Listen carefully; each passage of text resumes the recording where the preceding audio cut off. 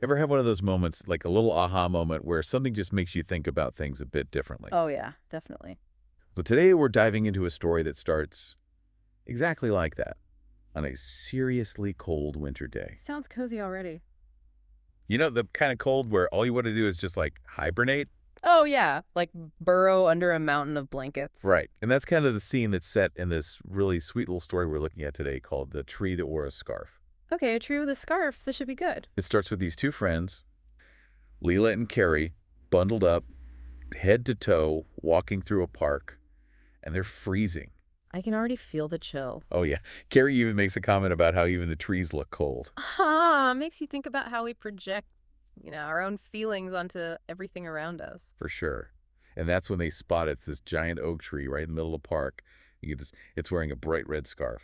Wait a minute, on a tree with a scarf. Right. I know, it's kind of wild. Yeah. And Carrie has this perfect reaction. She's like, Lila, since when do trees wear clothes? Yeah, that's the million-dollar question, isn't it? Totally. And then it gets even more interesting. Get this. The tree's branches kind of shift, and it lets out this, like, contented sigh about being all warm and cozy. Okay, now I'm really intrigued. Lila's totally surprised, too. She's like, did that tree just talk? Haha. I can imagine her shock. And then the tree, it thanks them for noticing its fabulous scarf. Seriously. A talking fashionable tree. This is great. I know, right? But Carrie, being very practical, goes straight to the point. She asks, but why do you need a scarf? Makes sense. I got to get to the bottom of this fashion mystery. Exactly. And that's where the real heart of the story kicks in. I'm all ears. So the tree explains that the scarf isn't actually for itself. Oh, okay. So there's got to be another reason then. Exactly. It's for all the little critters who've made their home in the tree. Hmm. It talks about squirrels all snuggled up inside a family of birds nesting there nice and warm, and even a raccoon peeking out, looking like a little furry burrito. Oh, that is so sweet. I love that image. Isn't it heartwarming? And it makes you realize how that scarf, which seems so out of place at first, actually makes perfect sense when you think about all those animals staying warm. Right. It highlights that interconnectedness of everything. Absolutely.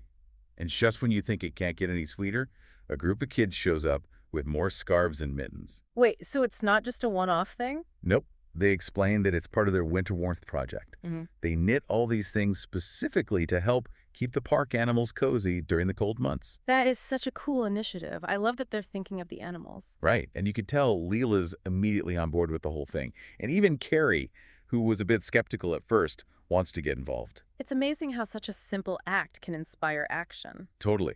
So they all start tying scarves around the trees, tucking blankets into little hollows, and even leaving out some snacks for the animals to find. So thoughtful. And the tree is loving the attention. It calls their efforts tremendous. You gotta love a good pun. Haha. Trees with dad jokes. Who knew? Leela even uses her own extra scarf to wrap up another tree. And Carrie, looking around at all the cozy little animal homes, says it's the warmest winter ever. Her perspective completely shifted. I know, right? And then the tree throws in another little quip, reminding everyone that even though the animals are toasty warm, the humans might still need some hot cocoa. Always looking out for us humans. Right. And the story ends with Leela and Carrie making it a habit to always bring extra scarves from then on. That's what it's all about, making a change based on what you've learned. Absolutely. So as you go about your day, think about those small, creative ways we can all help out the wildlife around us, especially during those tough times, whether it's knitting a scarf, leaving out some food, or just spreading awareness about the needs of animals. Because even the smallest actions can make a world of difference. Couldn't have said it better myself. It's a heartwarming thought, right? To remember that we can all play a part in creating a cozier world for everyone. Absolutely. It's a beautiful reminder, especially on a cold day. And that's our deep dive for today. Thanks for joining us. It's been a pleasure. Until next time, stay curious and keep exploring. And don't forget your scarf, Exactly. just in case you meet a tree who needs it. Uh-huh. Never know.